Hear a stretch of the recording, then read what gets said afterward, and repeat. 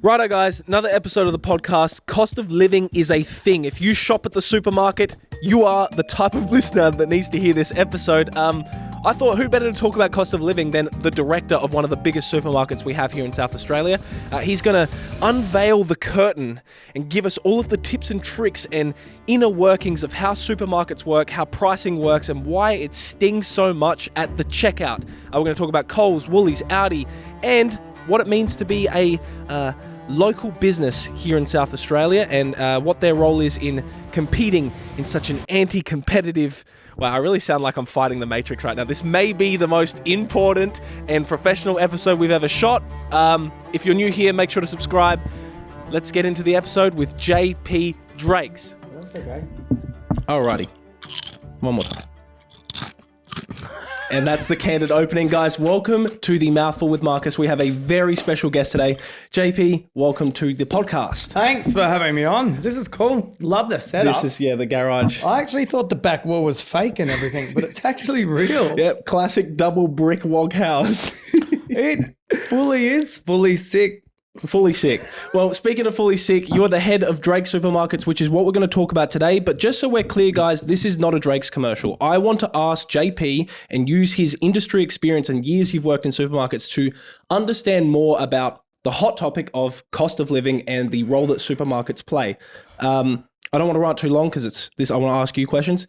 Coles, Woolies, hot topic. You know a lot about this space, and I want to ask about not only how supermarkets work, but how the audience can learn from what you're saying to approach the supermarket shop better. Absolutely. Well, it is a bit of a minefield, let's face it. And what I really like about you, JP, is you talk in such depth on such a... Because you're a content creator at the end of the day. Other than all the big stuff you do, you're a content creator and you speak so candidly with the community. I think it's important that someone like you exists. So we're going to pick your brain today. Well, thank you. If I could just do content, I would. You're a YouTuber at heart. You have your own podcast, all that stuff. Yeah, I do. I'll be honest. I love YouTube. I'm a bit of a YouTube fan. Yep. Just, it's probably the only medium I give the least amount of attention to. Funny enough, most people don't want to listen to what's happening in a supermarket. Interestingly enough, everyone has to eat though. Well, very good point. And that's why I think as well, we're going to start this podcast by just doing a quick little index. We're going to define a few things that, like you said, people only seem to notice that the supermarket situation sucks when they're at the checkout tapping their card. They're not really thinking too hard, unless you're an invested person that really pays attention to politics and business. There are a few things they might not know. Number one, can you describe what it means to be anti-competitive in business? Anti-competitive. Well, I mean, anti-competitive is when you basically have a whole market to yourself, so you don't have to compete with anything. It's not too many players like that. I mean, I could say Coles and Woolworths. I could say the banking organisation. I could go into insurance. I could go into telco. Australia is one of the few markets that doesn't put caps on any form of market share dominance, and you could say anti-competitive is that, but... So essentially being such a big dog business that you can just call the shots. And essentially that is what you're saying. Yeah, that's a pretty simple way to do it. And in fact, that's exactly how I'd explain it. Mm-hmm. And on the contrary, what would you say a free market is and why is it important? Well, a free market is what you've actually got here, where you can have supermarkets, whether it's Drake's, Foodland, Coles, Woolworths, Aldi, they can put whatever pricing they want. And anyone can go to any one of those supermarkets. You go down to used to be the East End Market. It's a bit in a shambles at the moment because they're being rebuilt. And everyone is selling different products, fruit and veg, all for different pricing.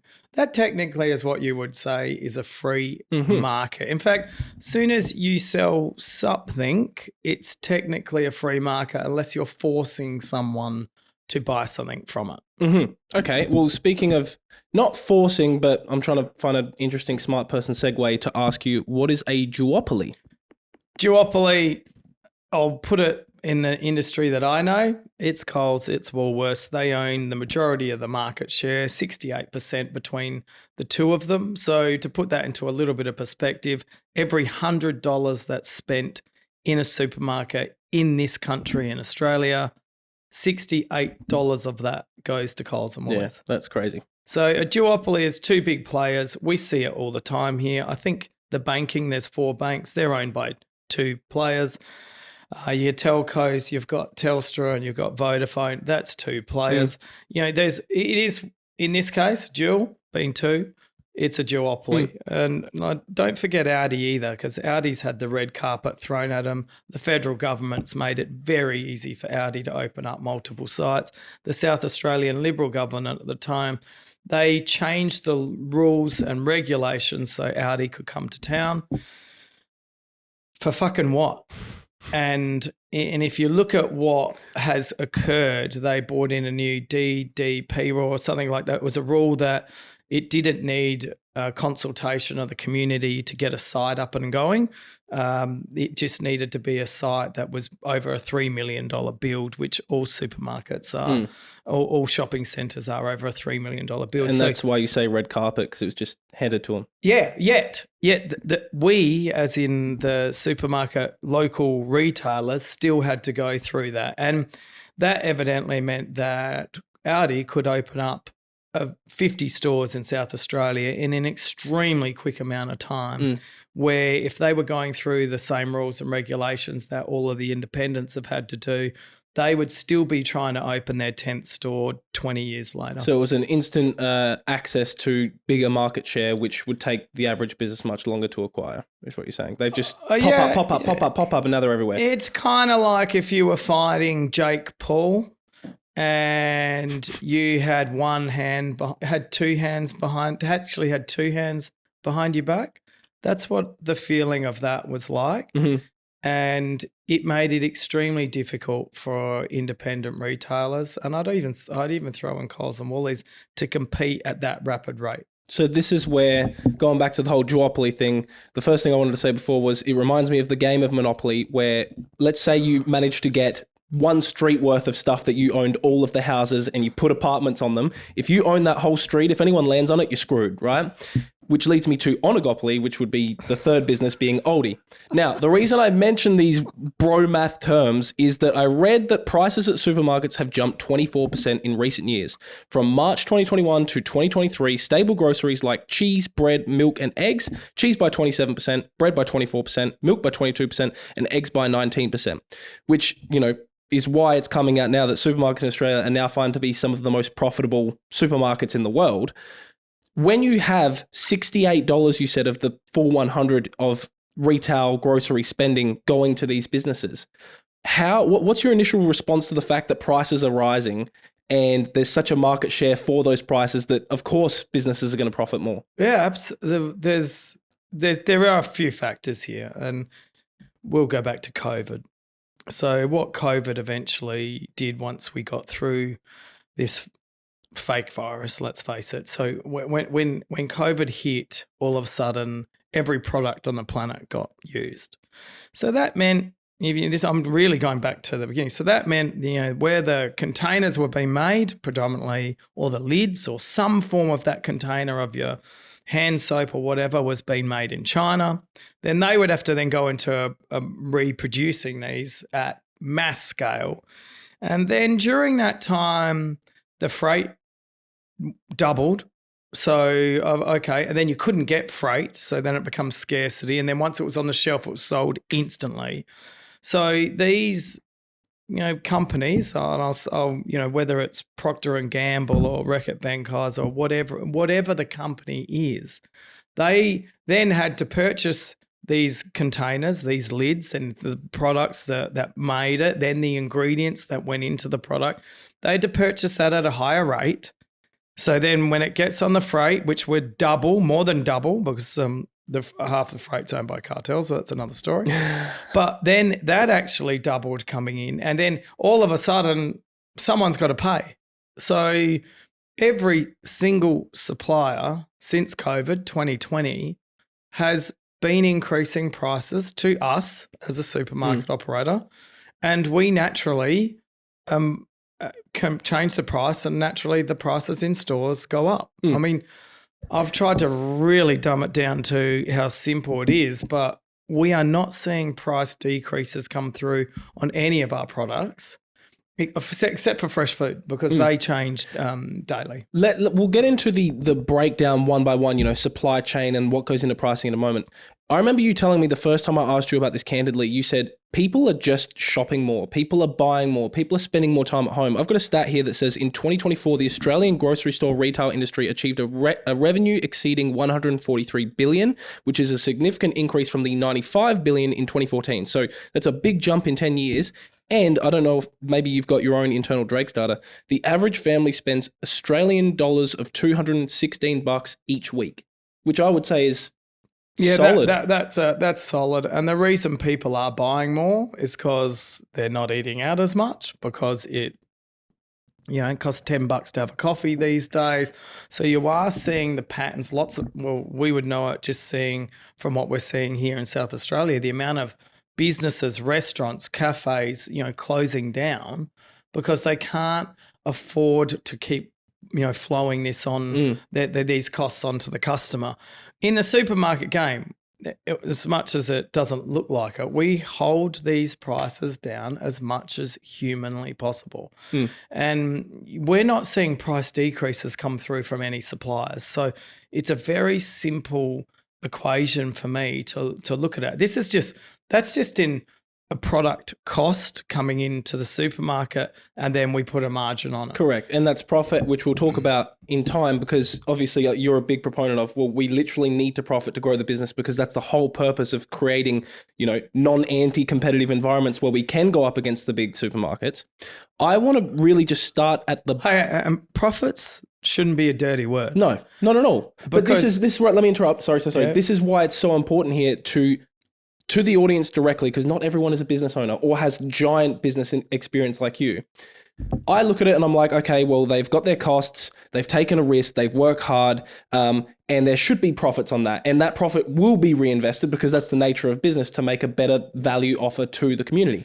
Can you, to the audience, just layman's terms, describe what goes into making prices that you offer at supermarkets? Because there's more than just, we get milk, we mark price up, we make there's so much you've got to do to get that milk on the shelf. Yeah, supply chains. If you're talking about products that have long date, like cleaning goods, right? They've got to get made. They've got to pay more for the plastic that goes into that. They've got to then get it all shipped over, generally from China. They might have there's some factories here in South Australia, but everything is technically made from China, whether you like it or not. Comes over here, then you've got increased fuel costs, which go into that, increased freight costs, which go into that, increased electricity costs once it actually comes to here. Once it comes to Australia, we've got all of these components adding into why products are going up. And we're not sitting there making more margin. In fact, I can say from my business, have our sales gone up? Yes, they absolutely have. Have they gone up year on year from COVID? Absolutely they have. But for me, we know people are eating at home more. We know that Drake's branding is kicking ass more. And we know as a percentage growth, we are outgrowing any other supermarket chain in the country. Coles, Woolies, Aldi, Foodland, IGA. So we are doing the right thing. Why? Because we tell people this is what's happening in our industry. These prices, we are not just sitting there making more margin. In fact, our margin has gone down because we are trying to keep the margin down, but we have to make, I forgot your question, but we have to be making money so we can reinvest that back into our business so we can continue to buy new equipment, have our stores looking as cool as they do, putting in new concepts and putting it all back in the business. People forget, Roger Drake, he is rich. Yes, he is. He invests every single cent he has back into Drake's. He has a few toys, yes, but the bloke could have 1 billion toys, but he doesn't. He wants to grow the ecosystem. We are passionate about making sure we have a very safe lifestyle for the people that work in our business, and our ecosystem needs to be nurtured and grown and ongoing, and we need to make sure we are doing that so we can support the tens of thousands of people we support in this state. And if we're not doing this, you will be getting ripped off blind by the 3 other players that I'm not even going to mention. Which, speaking of, so there's this interest. I mean, your case is a unique one because you a local family business that's just grown and done well, and that's what it is when you do well in business, right? In terms of, you kind of touched on it with packaged goods like cleaning products. I wanted to ask you about eggs because that's just an interesting. What's the price of egg? Everyone always wants to know. In terms of the way that, COVID messed up supply chains and then there's the Ukraine war and all of these things, firstly, I wanted to ask you what the impact of crisis has on the way prices are done. And then in response to that, we just haven't seen prices come back down since these crises have popped up. And I'm talking now about your worst enemy, Coles and Woolworths. Let's not talk about you because, like you said, margins are going down. You're trying to do better by the community. At what point is it a conversation about recouping costs from crisis, which we'll talk about, or is it a general conversation to be had about ethics? Because it's almost like the crisis set the bar and now things are just what they are. Oh, loaded question. Oh, yeah, there's a lot going on there. I mean, we love crisis. There's no that sounded fact. evil. Well, when people talk about a virus, look what happened. When you have the floods, unfortunately, in Queensland, look what happens. You got cyclones coming. All of this makes people buy more product, and there's no way you can get around that. Do we increase prices during that? Absolutely not. So if people said, you've increased your prices because there's flooding. Toilet paper or something. Well, that's absolute bullshit. Yeah. And what we did do when the toilet paper was running out, and it's a good example, is we took the pricing off, the special pricing off, which we copped a bit of shit for, but tongue in cheek. But we took the promotional pricing off because we were trying to lengthen out the toilet paper situation because we could see it was becoming a problem, which, let's face it, they really wiped the shelves, JP. I mean, when you look at this, we were one of the only countries that panicked on toilet paper, and it was not necessary. But soon as one started and once the media pumped it up, everyone got all fanatic. And that's what I'm saying. These crisis situations, yes, we would sell more product, no doubt, but there's no extra margin being made. We don't call the shots in these crises. And Coles and Woolies, they definitely don't call the shots in these crises. When you look at how things happen, human nature responds to, I need this. That person's grabbing 10 48 packets of toilet paper. Shit, I better grab 10 packets. And unfortunately, the majority of society are sheep and they follow and they do what is seen in front of them. And what you're saying is it's not the supermarket's job to say, sorry, we're going to have to limit you on what you buy because we don't think that's a good idea. It's just people buy and the market makes the decisions as is. It's not your problem. You're just selling the thing, right? Yeah, we're selling it, and it's really tough where we sit there and go, okay, at what stage? And we were the last supermarket to limit on toilet paper because we had a shitload, and then we then looked into the fact of, okay, this is a big problem. Coles and Woolies are empty, and then this is how people work. Oh, Coles and Woolies are empty. Oh, let's go to the independent. It's like you should come to us first and realise we had toilet paper for weeks after Coles and Woolworths were empty, and we did it because we had a shitload of toilet paper in the warehouse by pure accident. But for us, that worked out in favour. Then what did we start to do? Okay, we can think a bit laterally. Okay, let's open the 48 packs and put them into 4 packs so people can have some toilet paper, not charging more money. But then the customers goes, how dare you touch that? So we had rubber gloves, and I'm like, oh my God. We were just seeing what the problem was and we can adapt to it. You can't do that sort of shit with other I'm not giving that one too. Yeah. You can't do that. So I forgot what your original question was, but crisis, they are not, we do not create them. We just happen to be on the front line. And you think it's a problem for me as an executive. Think what it was like for the front end team members that are sitting on that shop floor, copping abuse for product things that they had nothing to do with. And that's when you started to see this is the best human nature has to provide. And people, and some of the things that were happening within store were just disgraceful. And this is when we started going, okay, we need to make sure we stick up for our team members in these situations and say, it's not on. You can't come into my store and act like a dickhead just because we don't have something when no one did. You probably never shopped in my store before. You're a Coles or Woolworths loser customer. Like you gotta come in here and treat our team with respect, because we made a point of trying to make sure we broke open the toilet papers, and we tried to make things last longer, because you didn't need 48 packets of toilet paper. But the reason we had 48 packets of toilet paper, because Kleenex, that's all they could spit out.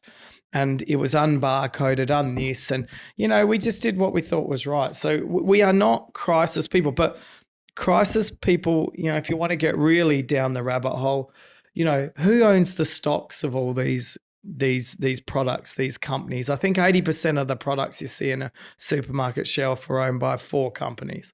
And then you got to go, okay, so what would be the benefit of them selling these products or selling these out through a crisis that potentially could be made up? And I'm not a conspirator, but I know it sounds like, but who owns what's there to gain from the crisis? Well, who owns that? Vanguard, BlackRock, the biggest investors on the planet own all of these companies.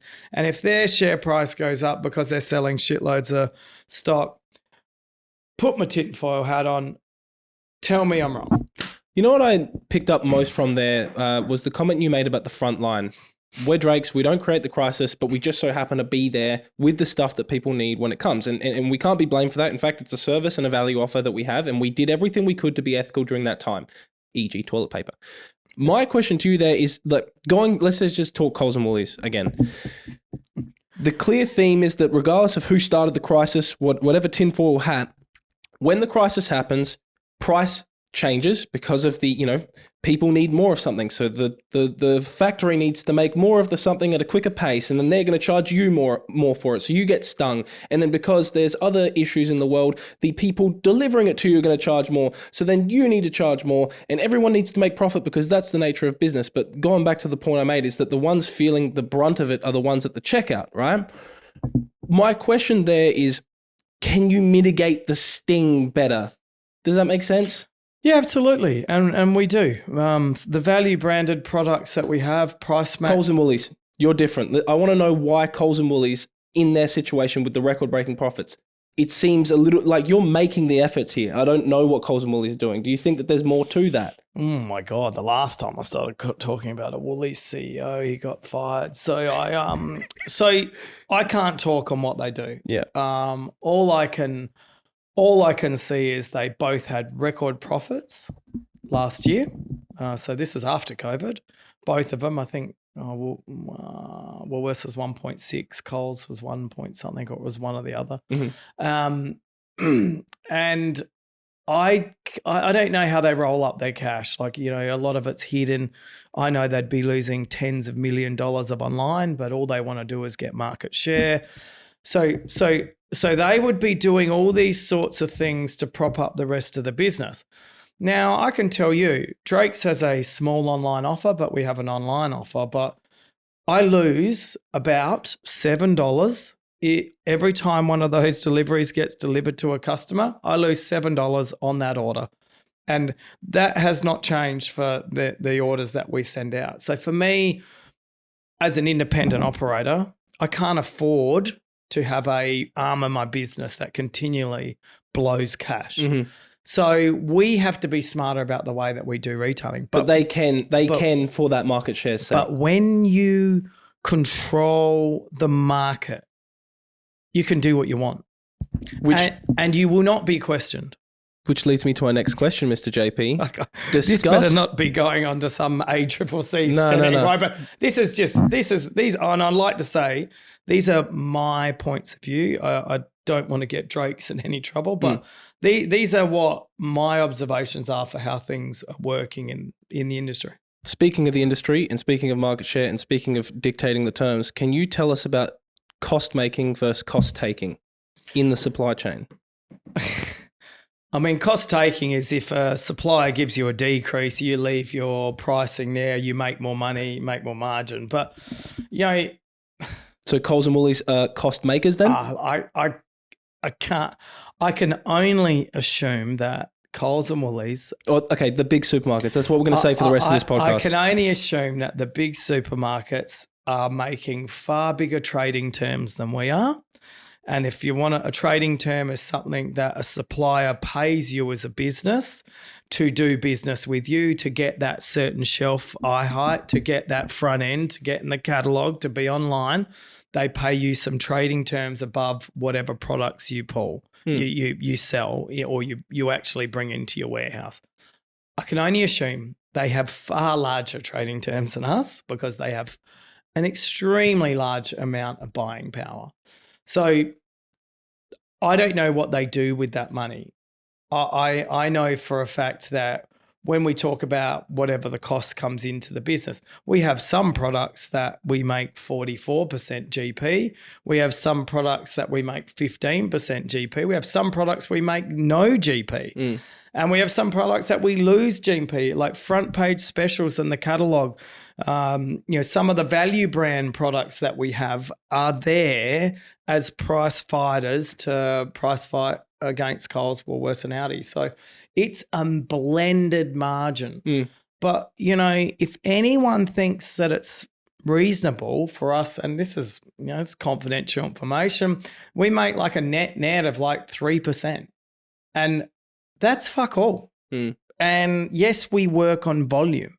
But not as much volume as the big dogs. No, I last time I checked, they were 5 point something, and during the heyday they were over 6 or 7s. I had to reel it back in. So nowhere near that. But we are very in a fortunate position. I have an old man that owns the company outright. The company never gets passed down to the children, and he can make no money for the year and still be happy, which he's a very unusual person because that's this crazy shit he'll do.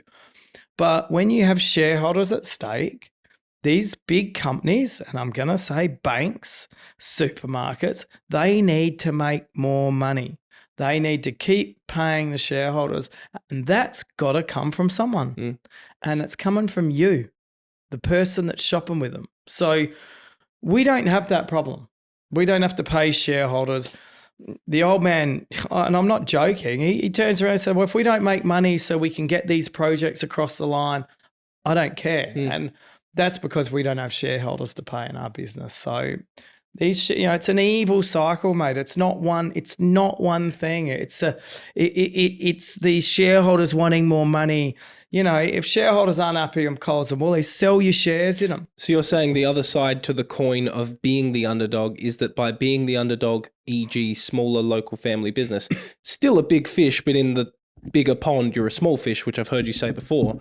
One of the other sides of that coin is there are actually benefits to being the local guy, which is we might not sell as much volume, we might not make as much money, but we're serving the community. I've heard you talk about jobs. I've heard you talk about, the projects that your dad's saying. We might not make money for a longer time because we've opened this new store, but we've opened this new store in SA or Queensland and people get the benefit from that. Yeah. Run us through what it means to be Drake's. What's special about it? Give me the selling points then in that case. Well, I mean, I'm just going to say people. I mean, our selling point is all of our team members that are on the front line, that are giving their best, no matter how good or bad a day they're having, to whatever customer's going to throw at them. I mean, they're to me, that's our point of difference. Yeah, you know what comes to my mind when you say that?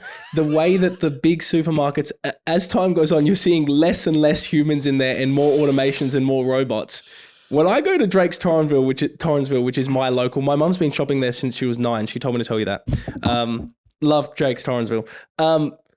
There is so many more. It's crazy that you're the smaller business and you both, you versus the big dogs, you both have your wage expenses, and yet you being the smaller business, I'm not sure if you're giving more jobs just because of your size, but there seems to be more people on the floor at least. Is that a thing? Oh, well, don't get me started. But this was my big conversation to the Liberal government at the time. You want to whack an Aldi right next door to one of our supermarkets. So our average wage bill is 12%, give or take. We've got a head office there that probably is added into that. But 12% of your total cost, 12% of our total sales is wages.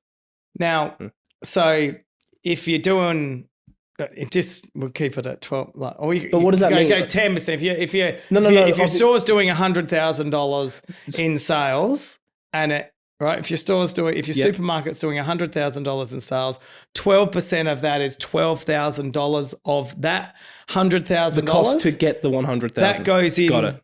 That goes into wages. Now, and that's just to pay people for doing their job. You put an Aldi next door to us, they're about 5%. Because there's like 3 people there in the whole store. Lucky to find 3. But theirs is like 5%. And I even think it's less. But now they're putting self-centered scans. So now so theirs is 5%, right? So I'm not a fucking expert.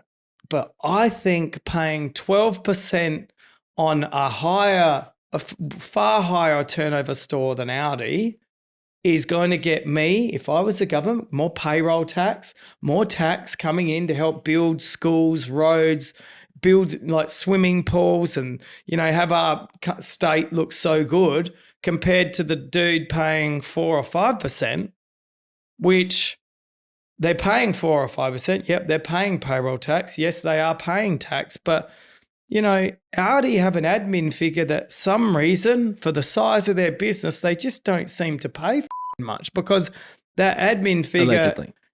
No, it's not allegedly. They don't. That admin figure, just for some reason, there might be an admin fee that you have to pay to pay for all their overhead expenses that isn't calculated here in this country. So you're saying, I'm only saying the allegedly now because you're right. We should. I don't know what the things we can and can't say. You're saying allegedly they're paying less tax, and the tax that they're paying less tax, and the tax that they're paying. I mean, the money that they're making from paying less tax isn't really going back to SA. Is that what I just heard? They're paying the correct amount of tax that they're meant to be paying. Got it. But they have an administration fee that is almost impossible to find that goes not to this country, and I dare say it'd be a tax-friendly country, and it's not coming into building schools, building roads, and how much are they actually giving to the local community, the community clubs, the soccer club, the football club? It's fuck all. And you really have to weigh that up. So what happens when Aldi comes next door to a supermarket like us? We have a 12% wage figure. They have a 4% wage figure. Our sales will drop down. We will pay less payroll tax. We will pay less tax. And then they can open up and start building their brand of all payroll tax. Mm-hmm. So essentially in this situation, the way that it's rigged a little bit is to be, lack of better verbiage here, big small. And that just seems to be what's happening. And that leads me to my next question, which is, can you tell me why it's so imperative? I know you laugh, but that's kind of what it is, right? And that's why it's important for people to choose local and let local grow even bigger than what they are so that this oligopoly shit we're talking about at the start doesn't continue to compound into 70% versus 1%, because then you are fucked, right? Why is it important for Drakes to make profit? Why is it important for Drakes to grow? Can you talk about it from the context of SA? I know you're in Queensland too. Might be a separate conversation. Yeah. Tell me about it. Well, for us to continually make more money, I think our CapEx last year was a bit over 30 million. So that is money that goes straight in to renovating our stores, adding things to them, changing the look of them, putting new concepts and ideas, the little kitchens, the nonna's pasta, trying stuff that's unusual, the thick shake machines, the fresh blend machine that makes, 30 different shakes. It gives us the ability to reinvest that back into our business model to try and create things that keep customers coming back. Now we're getting fleeced online against the big players, but we do have an online presence. But for us, it's about surprise and delight. We want our customers to come into the store, touch and feel and smell something that you can't get online. And if I look at how our sales have gone in the last few years, I'll be honest, I'll go as far back since we left the Foodland Group and we opened our own distribution centre. Our sales have gone up, up, up, up, up, up and up. And we have taken market share from Coles, Woolies, Aldi and Foodland. Why? Because people like Drake's for who we are. Our branding resonates with older, and now we're getting such a younger crowd coming through. The kids doing stupid stuff on TikTok, which I look at some of the videos, I think, yeah, they're funny, but they're engaging because we're not just a faceless brand. We have a John Paul Drake and a Roger Drake, and we're both heavily invested in the business. We're everywhere in the business, and this sets us apart from any other supermarket chain in Australia. And people got to understand that there are real people behind our business. You don't know who Coles is or Mr. Woolworths is or Mr. Aldi is. You don't know who they are. They are faceless companies.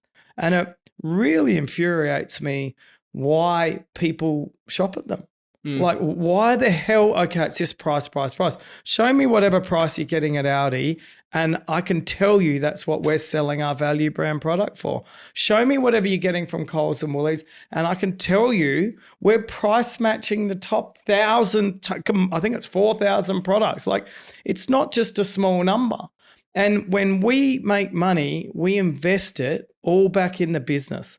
Yep, I've said it before. Dad's got some toys, but mate, Dad does not need to work ever again, because for the last 51 years, he's put his blood, sweat and tears into Drake's. He's reinvested every bloody cent into that company, not because he wants to sail off and into the sunset. He's invested it back in because he knows that we are the difference. We are the small part that keeps Coles and Woolworths honest. And small part. And if it wasn't the case, he'd have his big admin fee going overseas too, but he doesn't because it's local. It's the whole point of supporting the community. Like the ATO, we got the ATO, early intervention. Oh, we'll come and hold your hands, and we've been working with them. And then they start asking this and this, and like we literally got an office for them. Breaking your balls, yeah. And it's like, guys, why don't you concentrate on mining? Why don't you concentrate on petroleum? Why don't you concentrate on these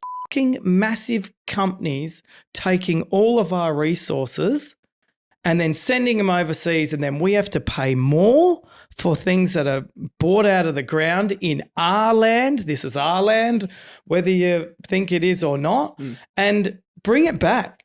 Have a look at how the system works. And I don't know if you follow punter politics. He is bloody awesome because it really sets a tune of we feel like we're doing the wrong thing. And I can tell you, you won't meet a straighter person than my old man. Yeah, we should have a bank account in Dubai, or we should have one in Isle of Man, or we should have one in Monaco.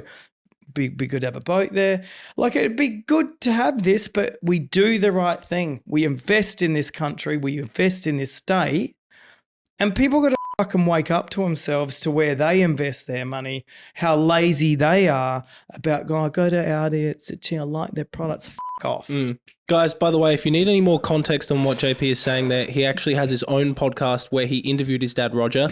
And speaking of straight shooter, you just be able to hear the two of them go at it. They speak so candidly and transparently about what it was like to build the business, and all of it makes sense now that you say it. It is. And that's why you guys have such a, like, even when I mention the Drake's name to my nonna, who's an immigrant here, there's a reputation. Like, you guys, there are probably like, I'm not going to name all the names, but there are like 6 names that come to my mind when I think of like titans in SA, and Drake's is 100% one of them. And it's, I like all of that, reinvesting in the business. And I like the idea that outside of wages, because at the end of the day, Coles and Woolies pay wages too, which means Australians get jobs. Yeah, okay. You guys pay wages, but it seems when you guys make an investment, it has a compounding effect to the rest of the community above and beyond just like, you know, when you build your, actually I was going to say when Coles build a new store, Australian tradies get work too. Yeah. Just trying to think, there's the flow-on effect, the flow-on effect from us reinvesting. We're going to Mount Gambier. So we just released, we bought an old derelict Coles site, which happened to be the site Dad used to work at 51 years ago before he got fired. from Coles. Wow. So it's another story there. I don't know if you can be bothered listening to it, but we're going into these. I can't say rural, second biggest metropolitan area in South Australia, and we are investing. All 150 new team members will be hired for that, and we are going to use local contacts. We are going to look at what local products they have that we can sell, local produce that we can get from the area. We are doing all of this. And just so we're clear, sorry to interrupt. So this is an important one because this is an important thing that the non-business. Sorry, JP, this one. I feel like we're on this level. And audience, I've been getting comments about interrupting too much. I've tried so hard today. I feel like I'm doing well. Just so we're clear, when you go out to Mount Gambier and you use the words derelict Coles store, which obviously has either shut down already or was going to shut down because it was struggling. You, as a business person, are taking a risk and an investment to provide that value to the community. So when in 10 years it's a massive success and you're profiting even more and people are scratching their heads going, why is Drake's doing so well? It's because we invested in the community when Coles became derelict. Like this is, how much is it to open a store, JP? Just the fit out for this is going to be $5 million. There we go. For the fit out. A business needs to make a return on their investment. That's $5 million they need to make back. You got to remember they're putting that $5 million into Mount Gambier. That's how I think about it. Right? And because no one else wanted it, we went 50-50 in purchasing the whole shopping centre, which is just the store. So that's cool. I can't remember what we paid for that, but that's another $10 million. And this is something that will blow people's minds is, we've been in Port Lincoln for 20, just under 20 years now. And we have lost, I don't know, about $17 million out of that store. Why? Because it's never been profitable. Ever. And you haven't shut it down or sold it to Coles. Why? Much to the dismay of a lot of people in the business. That's still, no, it's part of our business. We'll continue. And, when you have 70 stores, every business has a tail and you can't all be profitable. We understand that. But I want people to understand, we build a new supermarket. It will lose at least, so forget about the fit out costs. It will lose at least $1.5 to $2 million on its first year, maybe close to that its second year. We're talking these days, we're talking a 10-year cycle before it breaks even. Wow. Now, at that 10-year cycle, we're doing new refits in seven years. So you've already put money back into that business. You get very rare. You might have a store that in a few years might start to tick over and make money. We haven't seen that for a very long time. And, these are really candid facts for you that in the last 10 years, there's 12 stores in there. 2 of them have been profitable in that from greenfield build to making it work. Now, I can tell you, if you had 3 supermarkets as an independent operator and you opened 3, my maths isn't that good. Oh, that actually is right. Yeah. And you opened 3 and they were losing you $5 million. Then in 1 year, that's $15 million. That's more profit than you're making on those other 3 that are making money. So, which is why market share becomes so important, because it is a huge risk to go into a greenfield site. And for us as a business, we've got our small ecosystems, our team members, which is 6,500 people.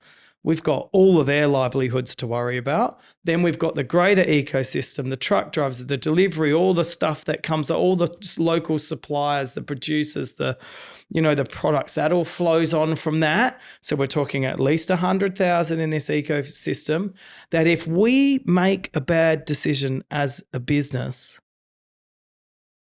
we can ruin the whole lot. And it's I think it was Spider-Man, with great power comes great responsibility. And we don't take it lightly. And when you see red carpet rolled out for Aldi, what a fucking joke that was. And that really hurt every independent operator, and it would have hurt Coles and Woolies. But in South Australia, the law was changed, and that is what hurt. And it's not fair. And why? A foreign company coming in, that's better for jobs. I don't agree. But for us, greenfield sites are very risky operations. They can work and they can't work. And that's why I get on my soapbox about talking about supporting local, support where the money's going to come back. And I don't care if it's Drake's. And if you're not happy with your IGA and Foodland because they're too expensive, then shop at Drake's. But if you're not happy with where you are because of what they're doing, then vote with your feet. Go to the local butcher shop. Go to the local fruit and veg shop. Go to St. Bernard. Go to his new pizza shop. Support local, no matter what. And I'm a bit more. I drum on a bit about it too much, and I feel it's too much. But I truly believe in supporting local, and it's so important because these big decisions we make, these huge shiny builds, people don't understand that they are millions and millions of dollars of consistent loss. And yes, don't get me wrong, when they start to make some money, happy days. But I can bet my life when I have a store that looks like it's making too much money, I'm going to have a Coles or a Woolworths or an Aldi open next to me. Yep. And by the time they are, we're going to be renovating them with a whole lot of new toys to come into it to keep it lean. So this leads me to my next question, JP, which is, at the end of the day, and I love all of that. Very, very well said. At the end of the day, this just sounds like the game of business. You're here to play. Yep. You take your risk. Yep. You do your work. Yep. Blood, sweat, and tears. Yep. The rewards come. And Yep. sometimes the rewards don't come, and that's even worse, especially when you're the smaller player. I want to talk about the thing that outside of you play the game, but I want to talk about the rules of the game and the people making said rules. You mentioned the government, you mentioned Audi, you mentioned the red carpet. Last year, there was the big hoo-ha of chest beating from politicians saying, we're doing an inquiry, the ACCC this, we're going to look into Coles and Woolworths because we care about the country and local and da-da-da-da-da-da. I've written here, truthfully, how useful are all the inquiries and reports by the government into the actions of supermarkets? Because it seemed... Okay, yeah. Yeah. I see this and, I think that inquiry, by the way, that was $30 million of taxpayer money that went into that. That could have just They could have asked me. Wages. They could have asked me, is having more supermarkets helping with price? Yes. Do Coles and Woolies collude with price? I bet they don't. Do Drake's as the smaller player, do we look at the pricing they set and copy? Absolutely. And I don't think that's wrong. If they go up, we go up. They go down, we go down. Because they're so powerful in setting the structure of the price that it's one component. And I don't think anyone can come in and tell someone in their own supermarket what you can sell a product for. If the punters don't like it, don't buy it. So you're saying $30 million went into finding out what was already quite obvious? Oh, they unfortunately for them, they did a few sneaky things by having their normal shelf price, dropping it for a period, or dropping it for a period of time, then increasing it just a little bit and saying that was their everyday low. They got a little bit caught out with that. And there's a term for that, priceflation? No. Nah, I wouldn't say it's price gouging either. But it's a bit of a trick on the eye where, okay, they have brought this pricing down, but the package has gotten smaller or some shit. But that's nothing. This has got nothing to do with us as a retailer. This is the suppliers. I think a Cadbury block used to be 250 grams. I think we're talking 190 now. Now, this has nothing to do with the supermarket. This has everything to do with the suppliers trying to keep the price point that keeps customers happy. And if that means giving them less in the pack to try and keep that price under $5 or under $4 or under $10, that's what they'll do. There's a term for it. It'll written. It'll come to me, but there's a term for when the packaging packflation, where it's only done to try and keep price points because all of their raw material costs have gone up, and I understand shrinkflation. Shrinkflation. I understand why they do that. And I don't think there's nothing wrong with that, because we're trying to keep things under a number that we think's, like, we play God on that, I guess, that we think the consumer wants to spend. Well, with that in mind, and going back to the ACCC's link to all this, you've made it clear the effectiveness of all of that was just a waste of time, but they did leave us with some really handy recommendations. Not much changed in terms of policy, but one of their recommendations was we should force supermarkets to tell customers when packet sizes change, but price stays the same. They also said we should create a grocery price comparison website, and they also said we should force more transparency on negotiations with farmers, so people should be able to see. I've even heard farmers talk about this. On the docket on the shelf. The customer should be able to see what the supermarket paid for it per kilo versus what they're charging. But then that would kill everyone, because the markup needs to exist. It's never going to happen. So, okay. So shrinkflation is when all the raw materials, raw costs for supply for the manufacturers have gone up. They're trying to keep their price point to make it more affordable in these cost of living pressures. So that's why that happens. Do they put it on pack? Yes, they do most of the time. Is it written on the shelf on the ticket? Yep, because the unit price, if you read the unit price, you'll see it was trying to hold. But I'm sure there's been occasions where they've taken that as an opportunity to increase the price as well, or they've just tried to mix up the price somewhere along the lines. But I from Drake's, we are not purposely doing shit like that. And in no reality is any supermarket, small or big, ever going to say, hey guys, by the way, this got smaller just so we're clear, and the prices stay the same. But it's the supplier changing the size is what you're saying. Absolutely. You're just selling the thing. You didn't make Cadbury chocolate. You're just selling it. Then you got to go back and look at it go back. So then in the warehouse, I'm sitting on a whole bunch of stock that is the bigger price at the original price I bought it at. And now all of a sudden they want to bring in a product that's got a smaller amount, maybe drop the price a little bit. So then I as a wholesaler go, well, fuck, I need some money to pay for that markdown on that product. So we're sitting on stock we've paid full tote for, which might be full packaging, which you still got to flow through to make sure your pick slot opens up in your warehouse. Yeah, it's not a comparison of apples with apples. What you're saying is you might have bought Cadbury chocolate at a certain size for $8 a kilo, whatever the heck it is. Suddenly they release a new a unit item or whatever packet change. Suddenly at Coles and Woolies the chocolate is actually $6.20, but it's actually not the same chocolate as the one you bought 3 months prior. Yeah. Wow. That's I just learned something. That's cool.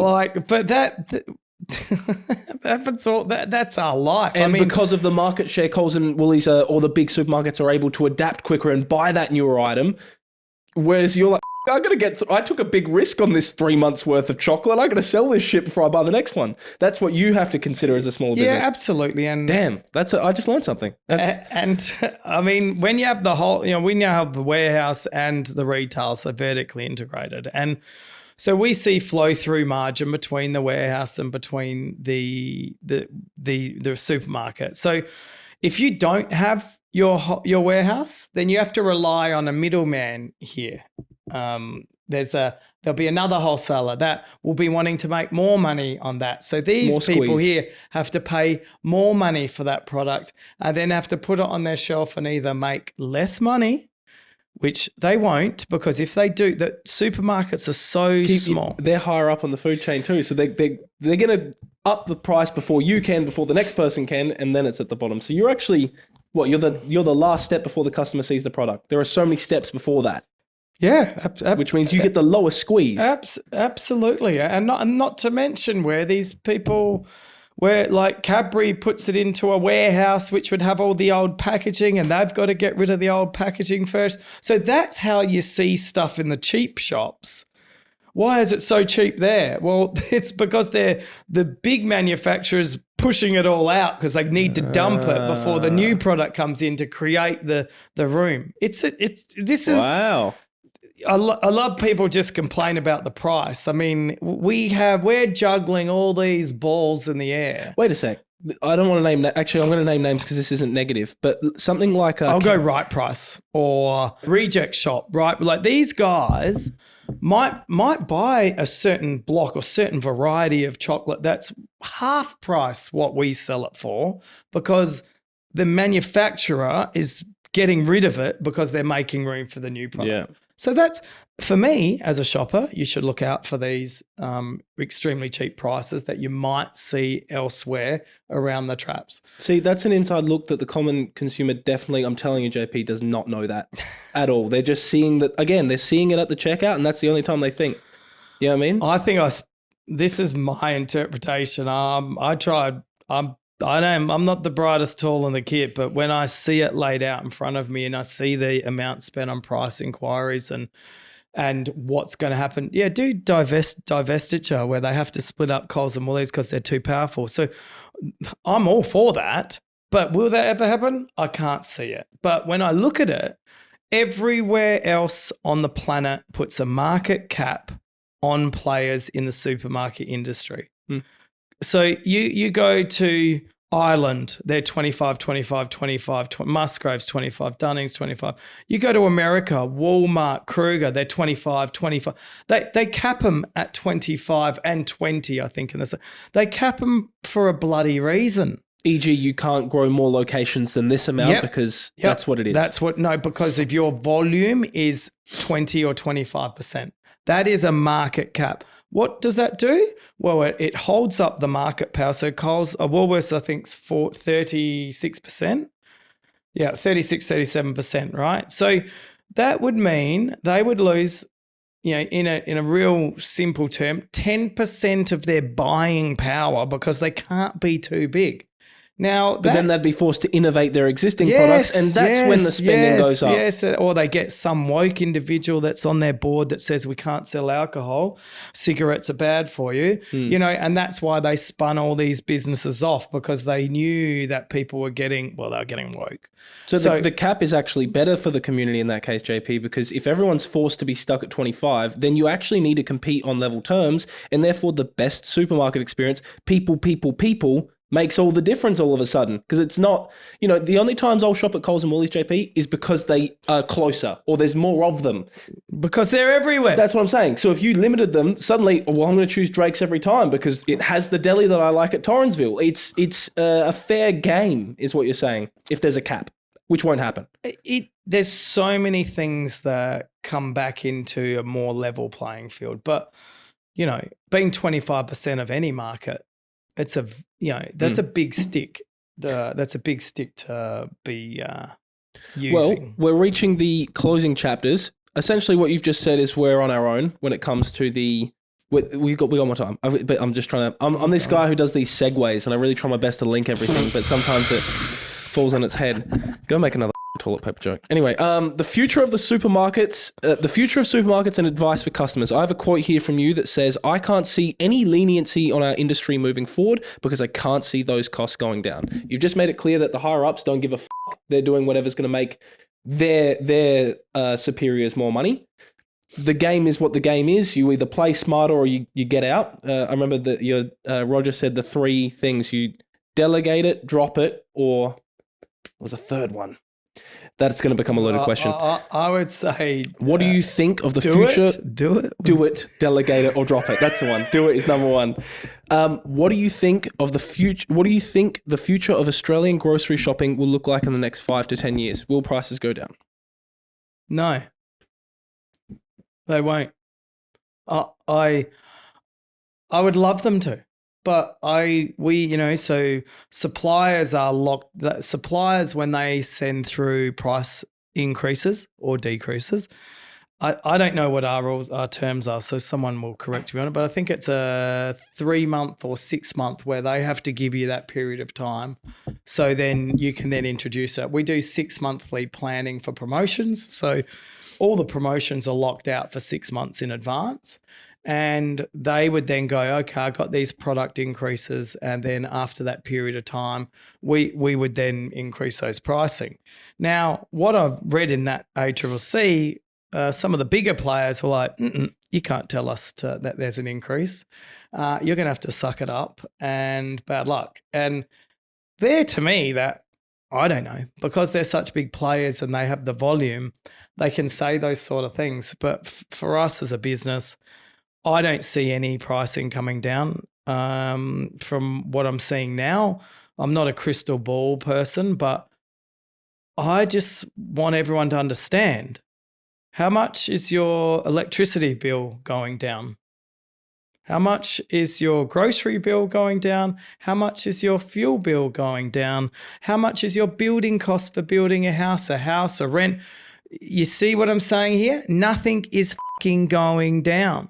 And when we sit there and have to go and we have to pay more people because they're falling behind, because I agree, it's very tough out there. And if we the last 3 years, I think we've got put through 15 point something % to every team member just for breathing, then it's got to come from somewhere. My electricity bill at Drake's has doubled. So, oh, that's okay. No worry. We just take it. No, it doesn't work like that. Coles and Woolworths definitely won't work that. If my electricity bill has doubled, imagine what their electricity bill is. The theme I'm seeing now from the start of this podcast to now is that in the supply chain, grocery shops, especially the smaller players, they get the flack because they're closest to the customer when they're paying the bill. But it seems that the true issue, regardless of who's solving it, because like we said, the government might not be the one to solve it, but the people highest up on that supply chain are the ones causing the problem, whether that's the government making the rules at the top of the supply chain or the overseas people making the product. Do you have any recommendations, or if you could wave a magic wand, JP, what would you fix at the top? Because I don't think it's the middleman or the traveler or the grocery shopper who puts it on a shelf. It seems to be either the people making the product, e.g., you talk about gas, the people mining. What can be done magic wand wise? Wow, magic wand. Magic wand. I mean, give me a perfect world. Why your raw materials and everything that makes the raw materials, especially in Australia. I mean, we are in a lot of this electricity issue is not going away. So you're talking about mining? Yeah, no, I'm talking about power of electricity, because it's one of our biggest expenses. So when that doubles, that's a big problem. And our wages are all continuing to go up. You know, it just can't all continue to go up and people not make money. I mean, we don't make money. We don't reinvest. We don't buy more stores. We don't add more competition. It's a very big flow-on effect. I don't think there is a magic wand here. And if you think, oh no, we're going to make the products here, set up canning facilities, or which it's kind of what America tries to do, right? Well, I know Suncor, Frucor's got bottling it here, but the problem is, guys, we pay. I pay a 21-year-old checkout operator $34 an hour. It's a lot of money. And when our wages and our style of living is so high here in Australia, you cannot compete with China at all. The end. You cannot compete. I don't know what they're paying, but I guarantee you it's so not. What I hear then, just to label it then, which I don't think is what you're trying to say, is that the solve, you said there was no magic wand answer, but the solve in that case, wages, would be asking the government to bring wages back down. But I know that's not what you're saying at all. So there is no solve. Yeah. You're just saying things can't keep going up and it is what it is, but there is someone making it go up. The source material people. I don't know. I'm not as close to it because we don't manufacture. Tax China for imports or some shit. Yeah. I don't know. I don't know. I'm way out of my depths here. But yes. Oh, look, I don't know. But all I know is the raw costs, the raw materials, and everything to get that product over here. The cost of the fuel, the cost of electricity is all skyrocketing. Now, for me, and I'm not an expert in natural resources, but for the big companies in this country that aren't paying the full amount of tax just because they're pulling all the minerals out, let's have a look at them, because you're talking of billions of dollars of money that this country is missing out on. So we really need to be waking up to ourselves and going, oh shit, we've been pulling all these minerals out of the ground, sending them overseas and charging ourselves more to fucking use them. Like, what person thinks that's half reasonable, half smart? And if you look at other countries that I think it's Denmark or Sweden, anything they pull out of the ground, they then at the end of the year give it back to every single person in that country that lives there. Now, Sustainable. I'm like, well, you're going to pull our materials out, you give it back to us. And there are figures that show we do get some, but it's gone from like this to this. It's one of those things that, you know, Australia, we produce uranium. We could be the Dubai of uranium because of how much we could be, you know, cruising around paying, I think Dubai's now gone to 1% tax. But if we did something with our uranium other than get it to mine it and get it out, store it, somehow use it, somehow get it so that everyone else in this country could be better off, then that's what we've got to do. There we go, guys. The solve is policy, and JP is going to be premier because that's what the people want. No, but seriously though, like the policy thing seems it's just crooked policy, and that's what it is. And I don't know anything about it, but you know what I do know about, and what you know about, which I want to take it back to the punters now. The average punter, just off the top of your head, without talking about it from a business perspective, what can they do right now to have a better shopping experience in a supermarket? Starting with things like seasonal shopping, buy the stuff that's in season, like all that shit. Oh, for me, shop at Drake's. But for me, you know, support local. Look around at what's on special, the price. Look at the unit of price. All of these things are there for a reason to help the consumer. And I don't know how many of your viewers actually look at the unit price to see if, just because it's on special doesn't mean it's going to be a better unit price. The specials come on special because the suppliers give us a deal, and then we use that money that they give us for the deal to bring the pricing down. And sometimes you might have a bigger pack that might be a better unit price. So have a look. We're not trying to trick people. It's on special. That's the cheapest. That's not at all. It's on special for that unit category, yes, or that unit thing. Or that product. Yeah. So when you're shopping around the store, normally seasonal products are cheaper, especially with fruit and veg items, right? So when you see something that is in season and you know it's in season, then definitely buy that because generally it's cheaper. And better. Yeah, and better, without a doubt. I mean, and first of all, made here. I mean, when we start importing the grapes from California and all that sort of stuff, it's only because our consumers want products on the shelf all year round. Now, remind me to come back to that, but I just went to Mexico, and one thing that blew me away about Mexico is Walmart was there and they sold everything, but the local supermarket only sold what was locally grown at that point in time. So if it wasn't grown there, they didn't sell it. And guess what? They all cooked around it. I like that. There's this Bourdain. I've seen Bourdain talk about it. Anthony Bourdain. He goes, I hate the fact that tomatoes are available all year round. We should only sell them when they're at their very best. F you if you want tomatoes all year round. You don't get them. Because it's interesting. You think about it. When strawberries are at their most expensive, they're at their worst quality. It is so weird. Fruit and veg are the best for this. When it's at its cheapest price is when you get the best product. It makes no sense. You should charge more when it's at its best, but it's because of this seasonality you're talking about. Have you ever had a fucking bad strawberry? It is the worst thing ever. I have, and I'm turning into the grape Nazi at the moment. Correct, so, but it's interesting that you pay the most for it when it's the most shit because it's not in season. Well, maybe just don't fucking stock it, but like you said, people purchase with their feet. They vote with their dollar. And if you want your cotton candy grapes, yeah, go for it, pay for it. But for me, what it is. Make sure you look at what's like in the catalog or what's on promo, because there's no doubt we sometimes lose money on those loss leading products. So keep your eye out for that.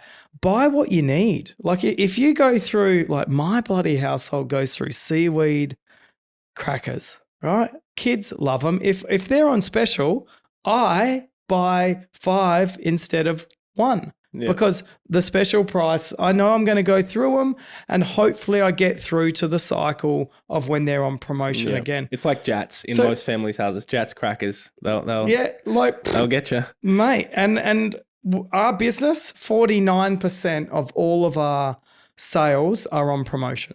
So our customers are doing this, but these are simple things. Buy what you need. Try not to waste anything. So if you've got something in your fridge, like an apple that you've left because it's too old, or some strawberries or bananas that are going black, mate, blend it up, make it a smoothie. Don't lose sight of using what you've got. And I'm not preaching on it. This is what I've started doing. So these are things that I do. But for a consumer to come in, and I don't want to give them too much advice, but if you're hungry, don't go shopping. It's actually a really good tip. because you want to eat everything and it's terrible. I do it and I go, you idiot, John Paul. I'm going to get home. Wife slaps me on the wrist, tells me never again.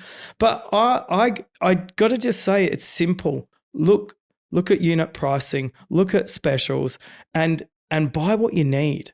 And, don't be afraid to try, the fresh produce. I mean, South Australia has the best fresh produce in the world, hands down. And that goes also for our meat, our produce, our lamb, our chicken. The stuff we have here in South Australia, we are in we're so lucky. A fruit bowl of lush growing conditions most of the time. And the cattle that we produce here, we eat the best beef. We actually do. Anywhere else in the world. We do. And, that's one market. I got a friend that's in the meat game and he's worried about what's going to happen to export to America.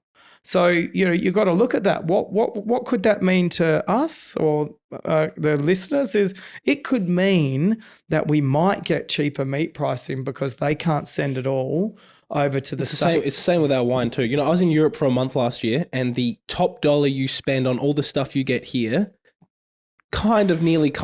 maybe just as good. But here you're paying half the price and it's especially with your point about steaks. So like we are so lucky with our produce here. I like that. Can I add tips that just came to my mind from you? Yeah. Don't shop when you're hungry. Genius, by the way. I've made that mistake and it's interesting. When you shop when you're hungry, you buy the shit that actually stays in the pantry for the next 6 months because you don't use it.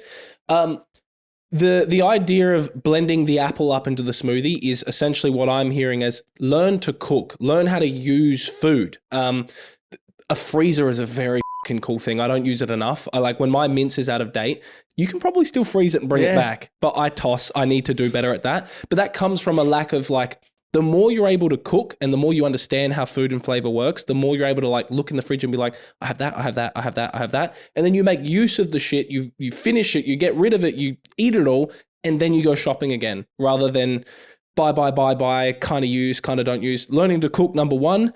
Don't shop when you're hungry, number two, which is what you said.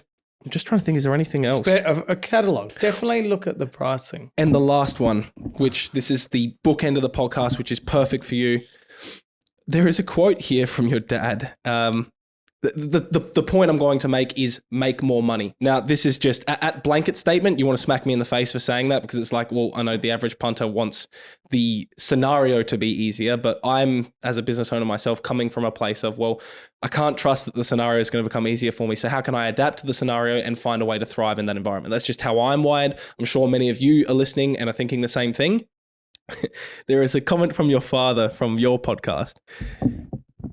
If you didn't spend 10 grand on tattoos or didn't do drugs or didn't spend frivolous things, didn't spend frivolous money on things like Netflix and Foxtel, then maybe you would be able to afford food for your kids. Now, I know that there's someone in the comments now going, you don't get it. You don't understand. Things are way hard. And I actually do get it. I chose this podcast with JP because I wanted to get it more. Why are things so expensive? I don't want things to be expensive. I don't want it to be like that. But I do know for sure that me working harder and pulling more money into my account has made it, I still live with my parents at 24. Like that, I don't like that. But I would say I earn more money than the average 24-year-old. And I don't look at the price when I go to the supermarket because I've worked so hard, blood, sweat, and tears to not worry about the fact that I'm eating steak 3 times a week. Very privileged. That was my rant. All to get into the whole point of questioning about just general advice for people to either earn more money or just mindset tips that you can give them about ways they can because I know you're a business person too. You've adapted to the tough environment. You didn't hope that policy would get better. You told me to off when I asked for a magic wand. Like, there is no magic wand. First of all, I don't think we should rely on government to run business. I think leave the running of the businesses to the business people. Let them do what they do best, and let government do what they do best.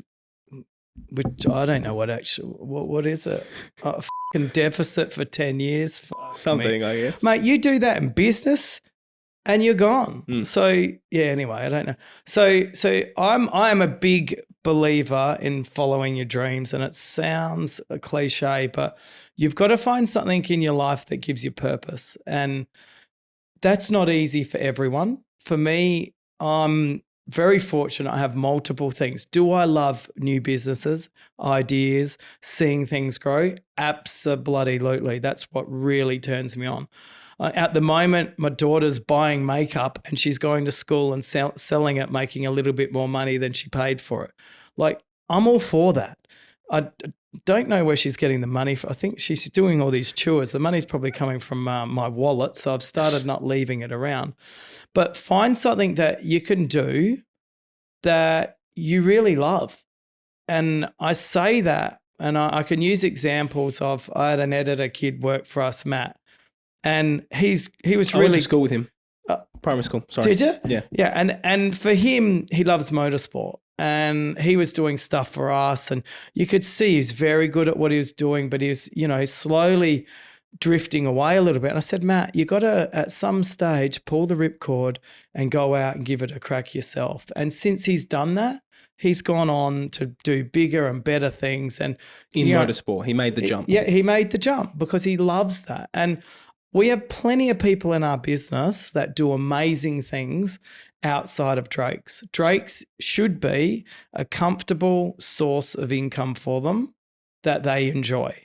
And then if you can do something a little bit on the side to keep you happy and something that you like, then happy days. If you can make a little bit of money from it, it's a bonus. But never stop learning. Always read. I read books now, which I never used to. I'm always listening to TED Talks and things on YouTube and educating myself about what the things that excite me and things that I don't know anything about, but I'm learning, continued learning, read books, thirst of knowledge.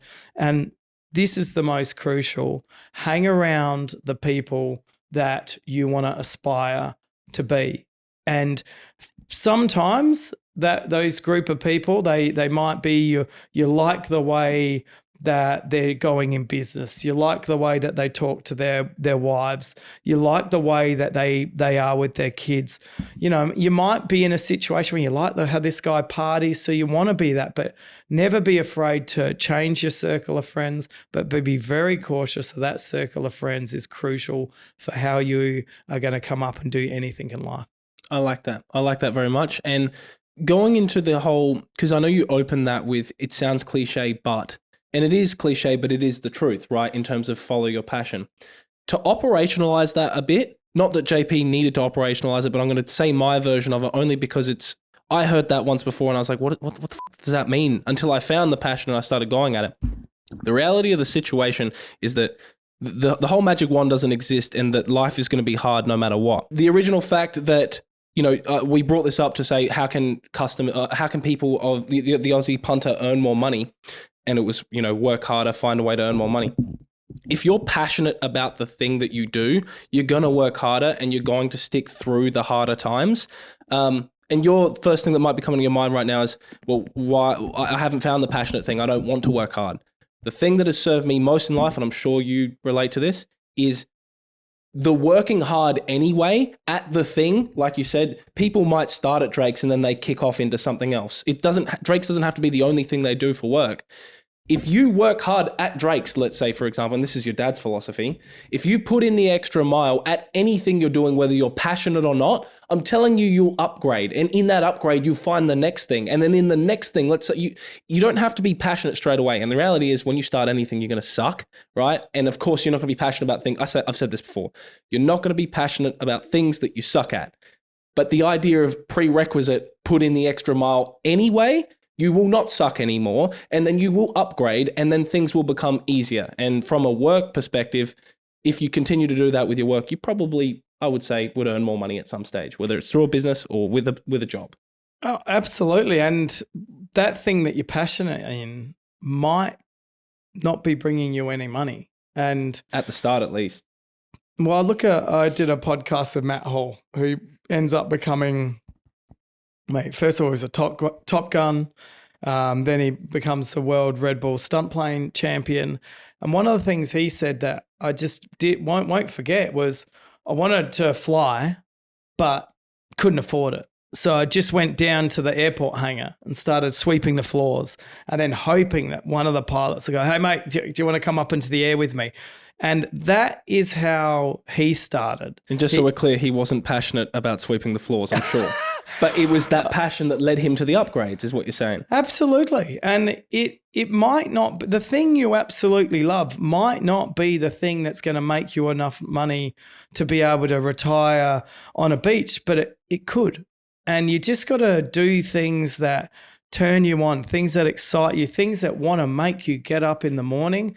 Because if you don't find that in your life, which most people don't, you're going to find that life's a struggle and you're not going to enjoy it. And grocery prices are going to sting all the more on top. You know what I'm saying? You don't want fucking double whammy. At least be happy with something other than the fact that supermarket prices, as JP said, are not coming down. I repeat, they are not coming down.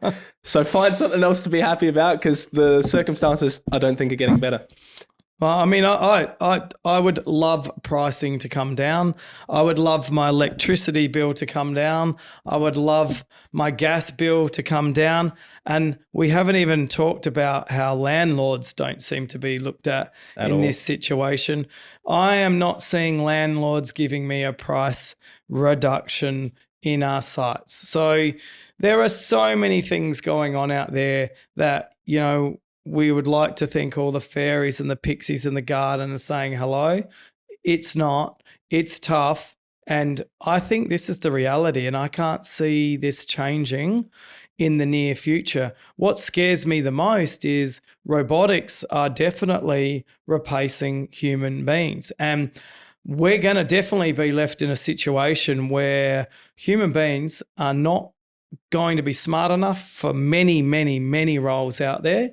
And they're not going to work. And COVID has proven that the average punter goes, yeah, fuck it, not too worried about that career because at any point in time, it can stop like that.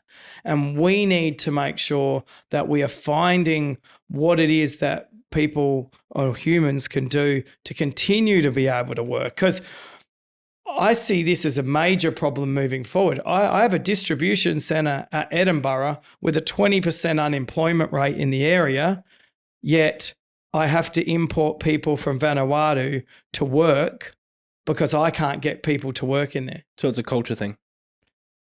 It is a culture thing. And, you know, how can I have a supermarket that's in an area with a very high a warehouse in an area with high unemployment that we can't get people to work in there, and we have to get people from another country? And do these guys from Vanuatu come in and make a difference?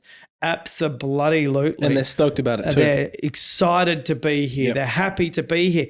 And should we have to do that? No, we shouldn't. But I know I'm not the only person doing it out here. So when I see unemployment rates, they're this low. No, that's an unemployment rate for someone that doesn't want to work. It's scary to think we have jobs where people do not want to work because it's beneath them to lift cartons and load up the deliveries. And, you know, we give them a free lunch every day. There's a gym there. People forget the role they are playing in society is getting food into your house. It is a massive responsibility to go through and pick those orders. And those team members, they're just as important as myself or my old man. They are more important because they're the ones actually doing the work to get the product there. And That's the part I just don't understand. People want the result without the climb, but then they forget that, like, let's say they want the result of JP Drake or Roger Drake. They need to remember that fucking Roger started at Coles sweeping the floors. That is the climb. This is it now. You're in the climb now. You know what I mean? No. Dad, at the age of 10, started mowing lawns. There we go. Yeah, actually, that's right. Right?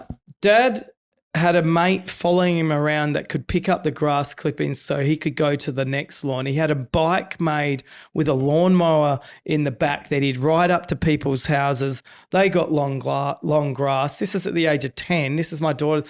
So then at the age of 13, Dad would sneak out of his house at 3 a.m, go do the milk run, come back into his house so his parents wouldn't know. And I assume at no point he ever thought that it was beneath him. No point. Not at all. He worked at the Clovercrest swimming pool. He lit cigarettes for patrons under the age of 16 at the Clovercrest Tavern. He was working at Coles the same time. He left Gillis Plains High in year 9. So don't fucking talk about how hard it is. He did everything. And you know what? He sacrificed a relationship, a marriage. I never saw him as a child. He put all of that on the line, not just for him, not just for me, but every single person in our ecosystem. So when people sit there and it's okay if you're rich, you. He's worked his fucking guts out from day one. So has his team. So have I. So, you know, if you don't like what we do at Drake's, shop somewhere else. You know, I think open your own supermarket. I think what you're saying has a positive coin flip because this is the end of the podcast. What's the final message other than go yourself, JP? Because what you are saying is, guys, just work hard, and you'll kick ass in life. That is what you're saying, minus the you. Oh, it sounds stupid, but I get passionate about things because I love it.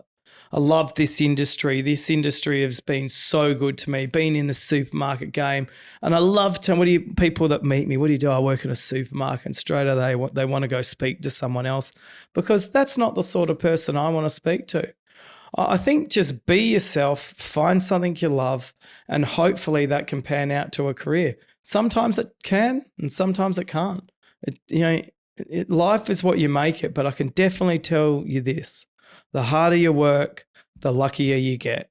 And it sounds ridiculous, but there's one saying I'm going to end on, and I think my old man's pretty lucky.